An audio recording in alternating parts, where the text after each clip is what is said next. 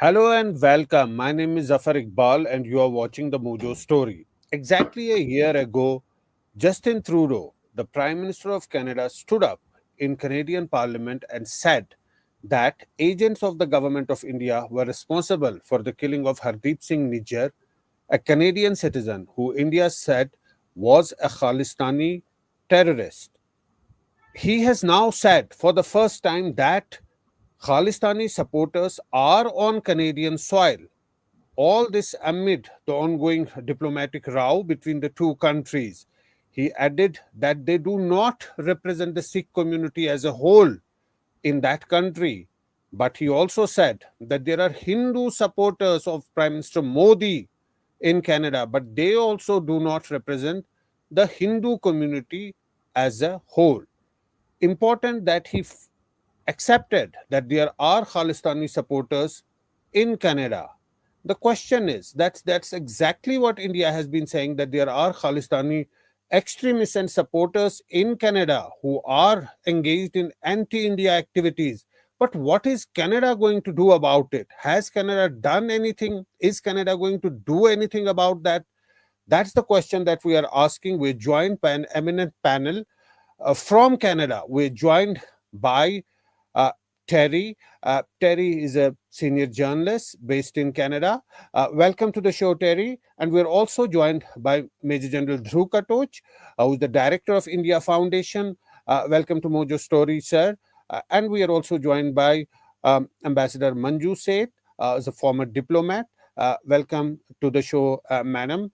If I may ask you, Terry, how significant is this sort of a statement that he's saying that there are Khalistani supporters in Canada, but they do not represent the Sikh communities, trying to make a distinction between Khalistanis and Sikhs? Well, it's a little late, isn't it? For one thing, I mean, some of us have been trying for the better part of 40 years to persuade political leaders in Canada that there is a distinction, and a very important distinction, to be made between Sikhs on the one hand and Khalistanis on the other. These are not the same thing, and they've been treated as the same thing, to the point that Trudeau personally, when he first came to power in the 2015 election, which brought him to power in Canada, he was preferentially imposing upon local constituencies of his Liberal Party, imposing upon them pro-World Sikh Organization candidates, shall we say. That's a separatist organization, of course, as you know. And then if you complain about it, well, wait a minute, why does it have to be a WSO candidate that you're picking? Why are you imposing them upon the Liberals in the local riding association, for example?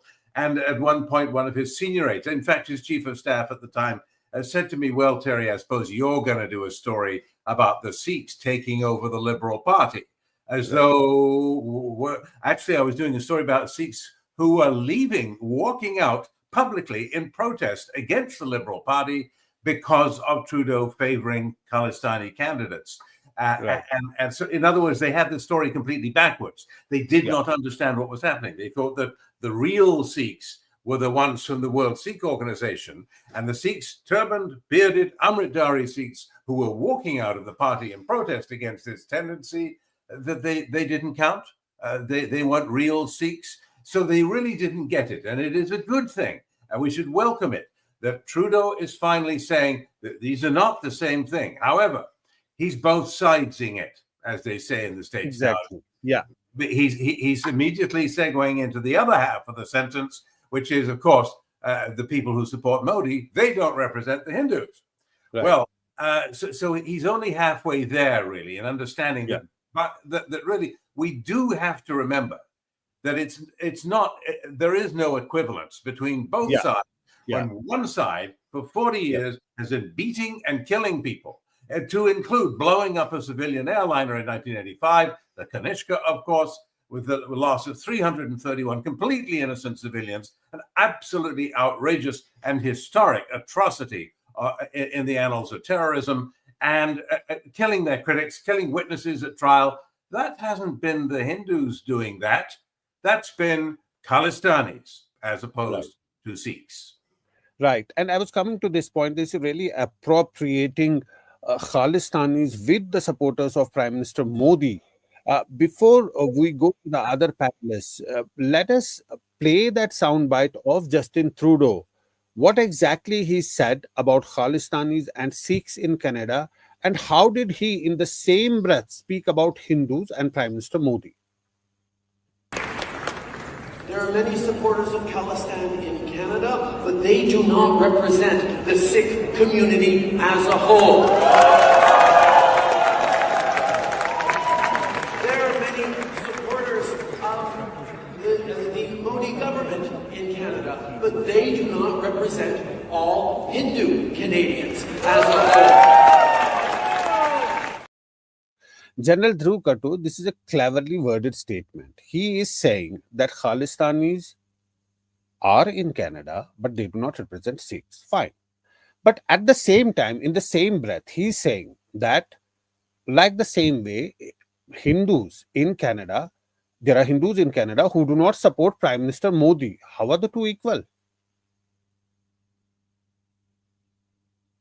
Zaffar, I think this is a very clever statement made by Mr. Justin Trudeau. You know, what he's trying to do, he's putting two people on the same equivalence, the Khalistani terrorists on one hand and the Prime Minister of India on the other. In my view, it is a very reprehensible statement. You see, the point is, there are a large percentage of Indians of various religions, Hindus, Sikhs, and other religious groups who have come from India and who are now Canadian citizens. I have met, every single Canadian citizen I have met who's of Indian origin, please take it from me, his first loyalty is to Canada. That's his country now. And they're totally loyal to the country. Now to start dividing them to say that, okay, this chap is, he's a supporter of Mr. Modi and he's a supporter of so-and-so. Everybody may have their preferences. But as far as the Hindu community is concerned, it doesn't work that way. And as far as the Sikh community is concerned, I think it was a very insidious movement made by some people to, to lump all the Sikhs with the Khalistanis. There are two distinct groups. In fact, the only place where Khalistanis are really surviving today, to a very large extent, it's in Canada, to a lesser extent in the United Kingdom, and then there are pockets of them in Germany and in the United States. In India, you don't see them at all. So this is something which people need to understand. When there is a terrorist action carried out by a particular person in Canada, I will even hesitate to call him a Khalistani. I will simply call him a Canadian terrorist. He's a citizen of that country. That country is responsible for him. He has sworn by the constitution of that country as and when he went in there. So he's got nothing to do with India or nothing to do with Khalistan.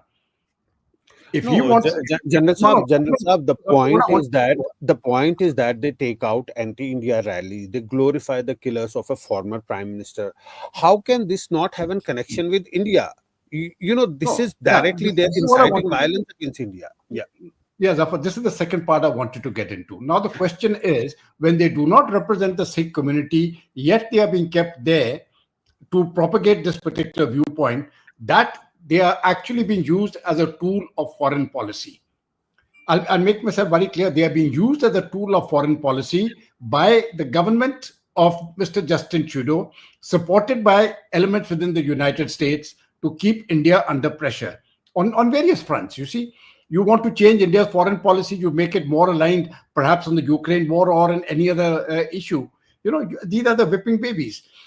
We saw it, what happened in India in 2015 or 2016, I'm forgetting which year it was, when suddenly, there was a mass of outrage that the churches in India are being attacked. And of course, when an examination was carried out, they found out it was all fake. And it coincided with Mr. Obama's visit, you see. And the president of the US made a mention of it. These are really, then again, the farmers' strike. What we saw in Delhi on Republic Day. So these are various people propped up by certain governments to act as instruments to pressurize the Indian government on its foreign policy. I'll put it as simply as that. Therefore, in my view, I don't call them Khalistani terrorists. I simply call them Canadian terrorists on Canadian soil. How they are dealt with is up to the government of Canada. I'm glad at least Mr. Justin Trudeau has acknowledged that. I think it is in very poor taste that he has equated those terrorists with the Prime Minister of India, which is why you have persons like Mr. Elon Musk tweeting on X very specifically that We Mr. have that Justin tweet. Trudeau is We have out that for the tweet. next election.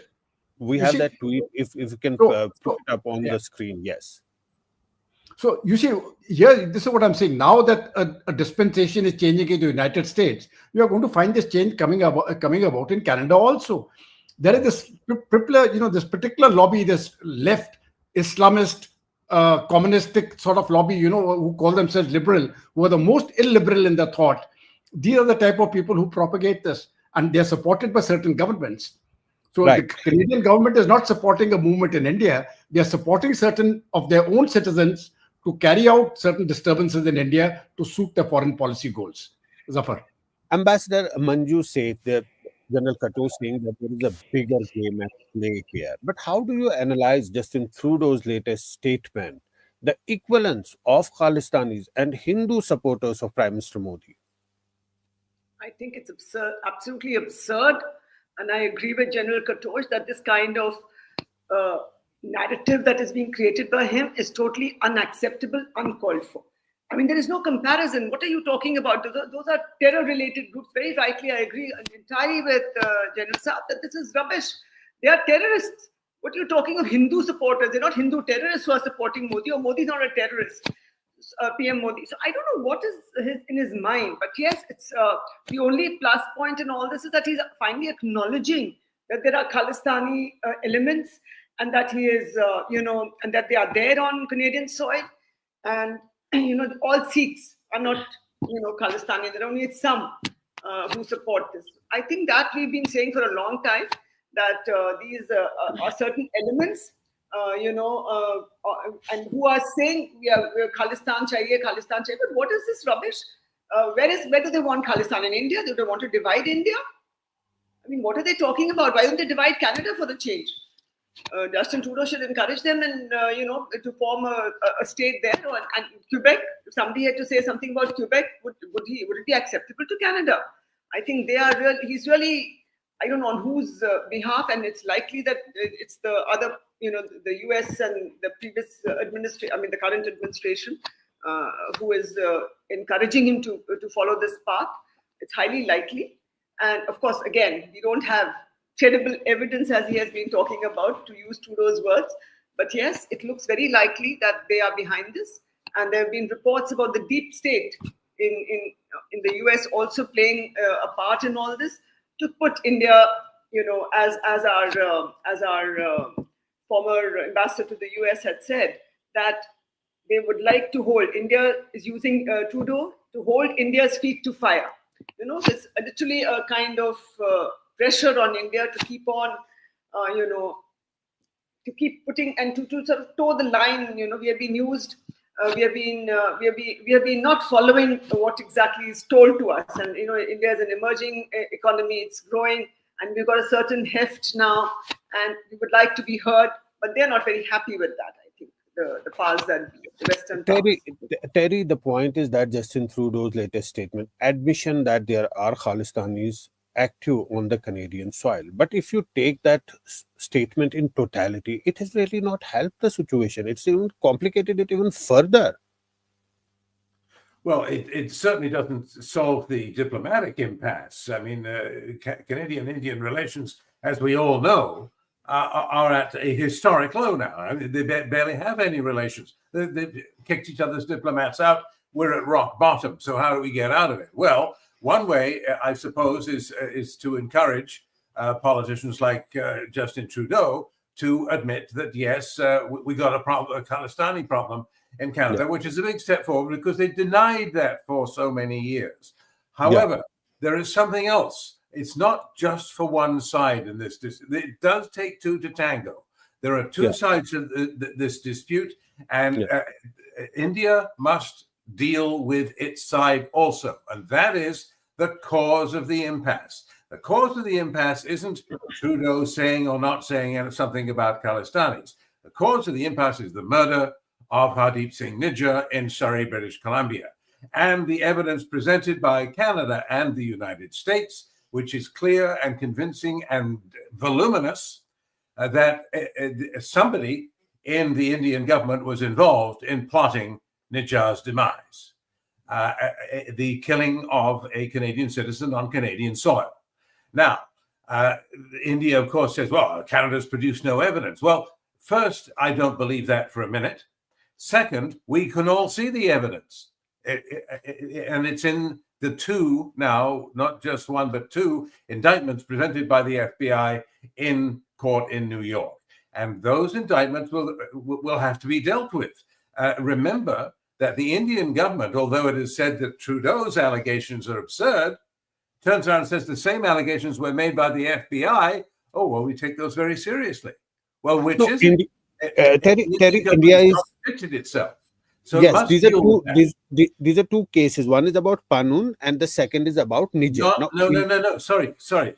That's not the case. If you read the indictment itself quotes the person indicted as saying this murder plot, is targeting Pannun and Niger in Canada. It's one plot with multiple targets. That's the fact. You can't say they're separate. They're not separate. Right. Now, that's a point that that obviously, if you connect the dots and bring the two cases together, but India is dealing with the cases separately. India says that US has provided some sort of an evidence and they're looking into it. India has also initiated an investigation into that. India is saying that Canada has not provided an evidence, and that is why they're looking at that case differently. Now, that is the position of the government of India. But I want to come to you on another point, Terry. All along, the government of Canada has been saying that there is freedom of speech, and that is why these people have the right to protest and assemble. Although they are violent at times, we saw what happened at Brampton. They carry out rallies which are very inflammatory, and they provoke violence in India when they carry out those rallies of glorifying the killers of a former prime minister. All this in the name of freedom of speech. But just a couple of days ago, Australia Today, which is a media outlet, had put up an interview of India's foreign minister. Now, after that interview, there are reports that Australia Today was blocked in Canada. Doesn't it show double standards that on one side, Canada is saying that there is freedom of speech and that's why they can carry out these activities? On the other hand, a media outlet is blocked, according to reports, just for airing the interview of India's foreign minister. Well, this is an important point, but unfortunately, I think there's a serious misunderstanding. This story would be appalling if it were true, but I don't think it's true. Here's why. I'll be very brief. Canada introduced legislation 18 months ago requiring big tech companies, Google, Meta, and so forth, to pay content providers whose news reports they put on their site. You can't profit. The theory was you can't profit from the work of reporters and editors by just putting it on your site and cashing in without paying them. And Facebook said, no, we're not going to pay.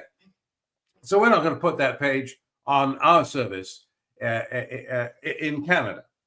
And so that's why some people, if they approach this particular Australian site on Facebook, not anywhere else, but if they insisted on seeing it on Facebook, they couldn't see it.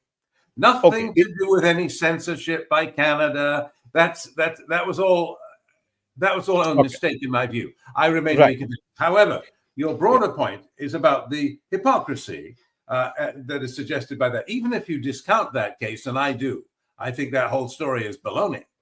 Yeah. The point about freedom of speech stands. The point about freedom of speech is that Canada is saying it's all freedom of speech when you're parading down the street in Brampton, Ontario, on a truck celebrating a life-size diorama of the assassination of Indira Gandhi in 1984. Or you're holding Vaisakhi parades for 100,000 people in Surrey, British Columbia, and what do you see every time? Of course, you see a life-size poster glorifying the Air India bomber himself, the worst mass murderer in Canadian history. And the point is, never mind legal sanctions, locking them up. Never mind all of that. I'm not recommending that these people who put up these posters should be locked up. I think they should be denounced at a very minimum by the political leadership in Canada. I think political leaders should refuse to attend such parades. I think they should call them out and make it clear that they stand for something and that they're going to denounce in the harshest terms the glorification of terrorism. Until they do that, we can't expect them to do much more. I don't think that Canadian politicians should go around and lock people up and abolish freedom of speech. I think that they should show some courage for once and stand up and say, sorry, I know that you give me some votes at election time, but I'm not showing up at your Vaisakhi parade as long as Talwinda Parmar's poster is plastered on the side of your Gurdwara. And we'll specifically talk about the system, how the system is dealing with such elements. But on the point of Australia today, actually the MEA, which is the Indian Ministry of External Affairs, its spokesperson gives the weekly press conference, and in that specifically talked about this media outlet and its blocking in Australia, in Canada. Although you say that it was blocked for technical reasons on Facebook. Forgive me for interrupting. I just want to point out, I'm in Canada. I can see that site, no problem. I click on the site. It's completely free to me. It's completely accessible. Only if I go to Facebook and try to see it there is there a problem. Right. Let's play that soundbite of the MEA about this particular issue. And the particular media outlet also had several articles on the visit of the External Affairs Minister, as also an interview of External Affairs Minister. So we were surprised. It looks strange to us. But nonetheless, what I will say that these are actions which yet again highlight the hypocrisy of Canada towards freedom of speech. You would have seen that EM in his media engagement interaction, he spoke about three things. One was Canada making allegations and a pattern has developed without any specific evidence. Second thing he highlighted was that surveillance of Indian diplomats have been happening in Canada, which he termed as unacceptable. And then third thing which he highlighted was the political space which is being given in Canada to anti-India elements. So you can draw your conclusions from that why the Australia Today channel was blocked by Canada. Right.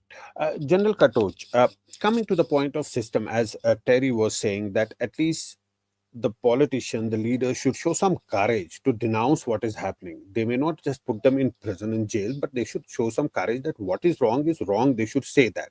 But here we have a situation. A few days ago, there was this incident at Brampton, just at a temple. Now, what happened that there was clashes. There were Khalistani supporters who were holding Khalistani flags in their hand, and they clashed with the worshippers. In fact, they sort of attacked those worshippers who were present there. And it was an event that was being organized by the Indian consulate.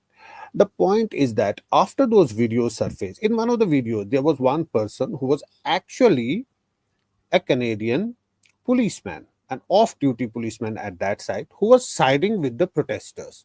Of course, the police started their investigation. He was suspended. But this is a small example that the confidence of all these elements, they can get away. They can do it and they can get away. It is an all-time high. That is why they can go about and they can clash with those worshippers. And of those people who were protesting, one of them, in fact, a policeman who was off duty on that particular day. Zaffar, it's become very clear.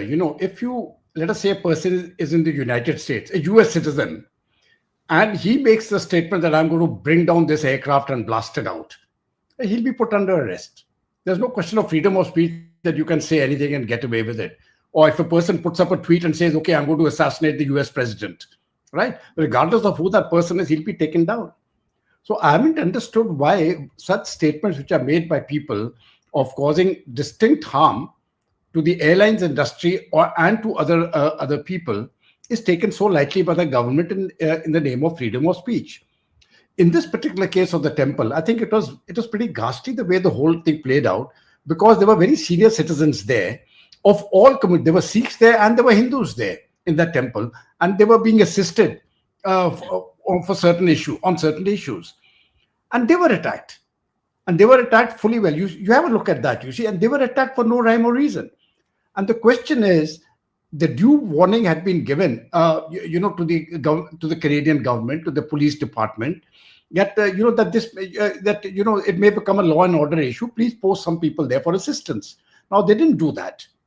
And ultimately, when the incident took place, they take up a small little boy who was there to defend this temple, a 16-year-old, and they beat him black and blue.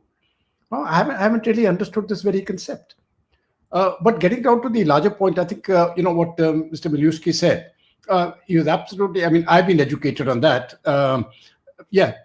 Canada does have certain laws in as far as Facebook and all are concerned, because they're not paying their dues. I think 3% or something they're required to pay, and they're not paying it. So their thing has been put across. So to that extent, yes, it is not a freedom of speech. But on the other point, there is something in the, which people haven't understood about the Punjabi community, the Sikh community. There is a lot of inter-Sikh rivalry for control of Gurdwaras. And that extends right from, it doesn't matter which part of the world it is from, it gets right into India also. That it is that clash. It is that clash which we saw playing out in Canada, in which this Niger chap was killed. It has got nothing to do with the government of India. They are very capable of eliminating their own people, and there will be more such clashes by which these people, they try to do it. I have seen this not now, I've seen this right from the 60s and 70s in Punjab. It was something which is, it is something like the Wild West there. They don't like to go to the courts to sort out their problems. You just take out a gun and you sort it out the way Niger has been sorted out. He was the head of, they're controlling the Gurdwaras. Niger was controlling a Gurdwara. Somebody else wanted control. He was inconvenient. He was taken out. It's as simple as that. That chap may or may not be a terrorist. I really don't know. But when we look into the American case, you see there was a chap who was trying to employ somebody to hit another Sikh. And he was being controlled, as they say, by somebody from India on television, on the internet. Now, everybody brags, there have been enough people in India to say that I have killed Osama bin Laden. Now, that doesn't give it any credence. In our own police department, I have seen people confessing to each and everything under the sun, right to killing of Mahatma Gandhi, though they were not even born then. So that is no evidence. Evidence means that, okay, here is a person, here is a thing, and there is a gun. In the American case, they've got some sort of a gun which also won't stand any court, including the American court. The Canadian case, they don't even have that, they don't even have that fig leaf of an evidence. So I'm afraid that's not going to work. I think Canada needs to look very seriously into the control of the Gurdwaras, to what hate preach is being done in certain Gurdwaras, and how that system works. It is ultimately, it boils down because Canada is a very prosperous country, and the Canadian Sikhs are a very prosperous community there. And the amount of money which comes into the Gurdwaras becomes a huge fund. And it is that fund which also goes into electioneering, which supports Mr. Justin Trudeau. And that is why he continues to give support to the Khalistanis. Now, he doesn't get that sort of a money from any Hindu temple or something, because the systems are different. It doesn't play out that way. So this has got a great deal to do with the control of the Gurdwaras. But even otherwise, to call this chap a Canadian citizen, I think it is itself a misnomer. He has come to Canada on a fake visa. Why has Canada still kept him? It's a shame. They know about his terrorist antecedents, yet they keep him. So there are ulterior motives involved, simply to say, okay, he's a Canadian citizen. It is all right. He's a murderer. He's a terrorist. He's a rapist. But, he's my citizen and I will look after him and I will spoil my relations with a neighboring, friendly, democratic country because a murderer of my country has been taken out. Come on, which diplomat will do that? I think this is something which the citizens of Canada must introspect very deeply about the type of government they have elected there. This is the way I look at it. Terry, you may want to respond. Well, I would only say that for Canadians, there is another side to that issue, and that, of course, is if our friendly neighboring democracy, India, with whom we've long tried to have better relations, both sides have tried to improve relations, if the government of India did indeed consider it could get away with sending murderers into Canada to murder a Canadian citizen, then that is a real problem. Then, yes, India should introspect as well. And as far as we know, according to the FBI's evidence, there was indeed such a plot. And as far as we know also, the Indian government has not challenged those allegations. They have named and shamed and fired the person accused. Right? Right. Vikram Yadav, an official of RAW at the time.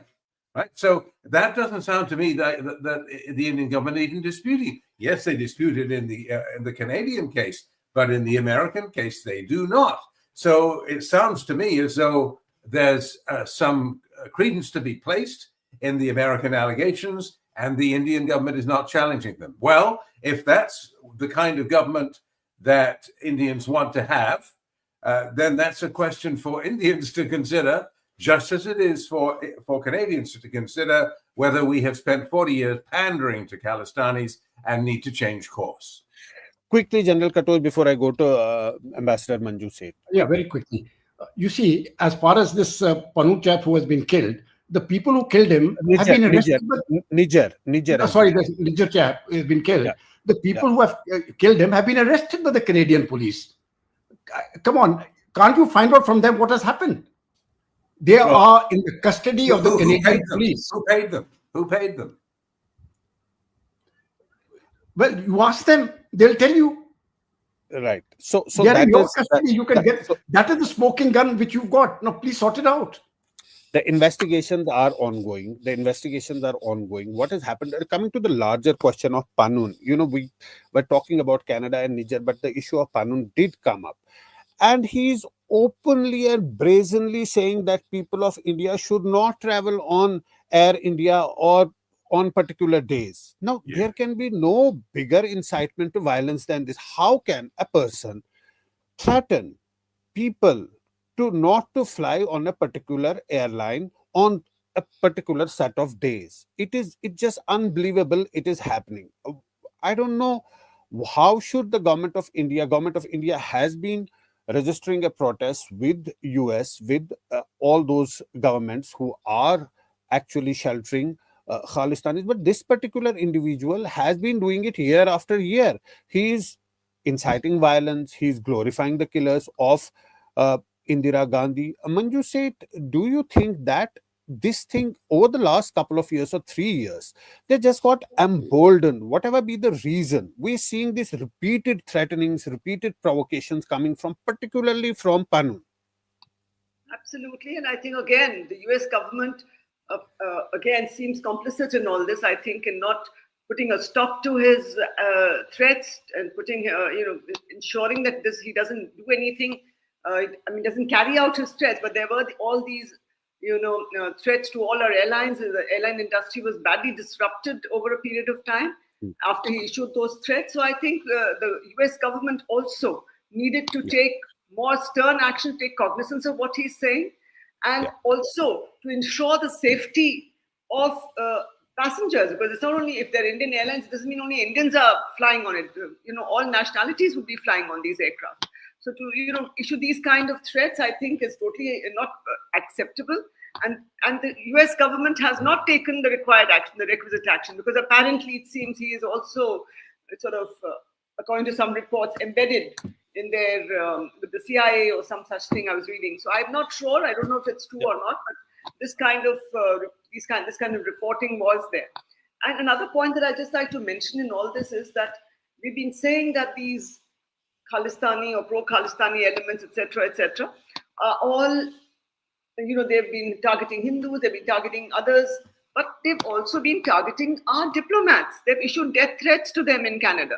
This is not at all something which is routine. It's not something which a normal citizen of a country does. You don't go around issuing, even if your relationship may not be the best, you don't allow your citizens to issue threats against diplomats of another country. This was going on openly and nobody took any action. Freedom of speech is what they said again. Right. Pannun threat on people flying a particular airline has a context, because there is a Kanishka bombing case that has happened. Actually, a bomb blast has taken place. People have died in the past. So that is why these threats cannot also be taken lightly. But before we wrap up, quickly, last word, Terry, then we can take last word from General Katoch and Manju Seth. Quickly, what do you have to say? Every day we see new developments taking place between the relationship between India and Canada, and nothing seems to be going in the positive direction. Every day, it just seems that it's dipping down every day, one day at a time. We're seeing another development today. Justin Trudeau's statement making an equivalence of Khalistanis and then Hindu supporters of Prime Minister Modi. Where does it go from here? Is there any scope of a recovery? Well, it's a very good question, but I think I have a guess is all I can offer you for where we go from here. And that is a deal, a grubby little deal to be sure, but a deal nonetheless, whereby the United States, Canada, and India agree, okay, look, we've all made mistakes here. We're all going to have to take our lumps. We're all going to have to make some changes. And we can spin it as best we can for our publics and say that we've won a great diplomatic victory. But we're going to have to settle this and move forward, because we can't just squabble amongst ourselves while China dominates the world. So we need the alliance with India. So I think that what that means is that the charges will largely be swept under the rug, acknowledged somehow, light sentences, then a couple of years out of public view, off camera, somebody gets let out of jail and given a gold watch for his retirement.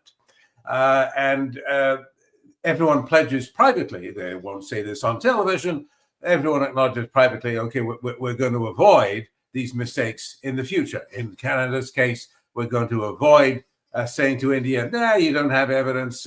We're going to let these people say what they like. We're going to let them threaten Air India, as they did. You know, of course, that Pannun, in that case, when he started threatening Air India, said, no, I'm only talking about a boycott, an economic boycott, not bombing the plane. No. Well, why then did he say that it would be risking your life to fly on Air India? How does that risk your life if it's just an economic boycott? So there needs to be a crackdown on that, uttering threats. There needs to be a crackdown in Canada on the glorification of terrorism. For example, it's a crime in the United Kingdom under their new terrorism law, but it's not a crime in Canada. Why not? Why are they doing nothing about it? And in the United States, they don't want to antagonize India. They've been more discreet and careful in their accusations. They haven't pointed the finger, as Canada has, at the Indian government per se. They're just saying an employee of the Indian government hatched this murder plot. And so the Americans will be able to get what they want, a continuing alliance with India, not upsetting the strategic relationship, which is so important, but at the same time, making it clear to the Indians that this is not how you behave. You can't be hatching murder plots on US soil. Don't try it again. I think that sort of deal is plausible. General Katoch?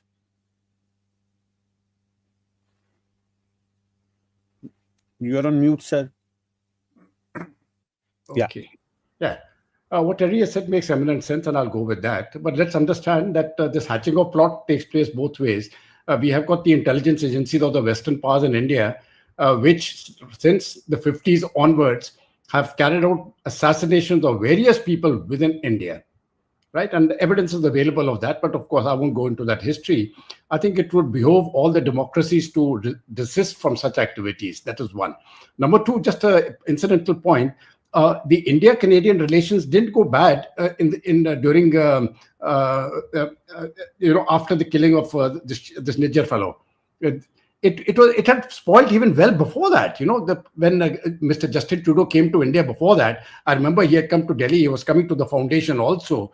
Then he goes to Punjab, and the Chief Minister of Punjab refused to meet him. So you see this. There has been a very strong angst in India against this present government of Canada, that they have been continuously supporting the Khalistani terrorists. And so long as they confine their activities to Canada, it is okay by us. They are Canadian citizens. They can do what they want, and the government will deal with them. But once they start taking that poison from there and putting it here, where we have taken great pains to create peace, I think that is also unacceptable to us. So I think I'm absolutely sanguine that this is a minor blip. Things look bad now. The ambassadors have been removed, for God's sake. So it's not something which is a happy situation. But I think by the time we come to the close of 2025, there will be a distinct change, and things will improve for the better. There'll be a new government in the United States. There'll be a new government in Canada. And there'll be the same government in India. And I think the three of them can work very well. Zaffar. Ambassador Manju, say, last word to you. Yeah, absolutely. It is important that all three countries work together, find a solution to this, and re-establish trust. I think there's been a big trust deficit over the in the last few years. That needs to be re-established, and all three, as suggested by Mr. Terry and the General, it is important that they work together, find a resolution to this problem. And I think with new governments in both Canada and in the US, there may be a fresh look at the whole relationship, because from what I know, that is this relationship is important. India-Canada, India-US relationship is important for US and Canada, and of course for India. Right. We'll have to leave it here. Thanks to all three of you for joining us today and for sharing your thoughts. And thanks to our viewers for tuning in and for watching the Mojo Story. Thank you. It's great to see you here. Thank you for watching our work. If you haven't subscribed yet, don't forget to click the bell icon and subscribe to Mojo Story and support independent, robust journalism.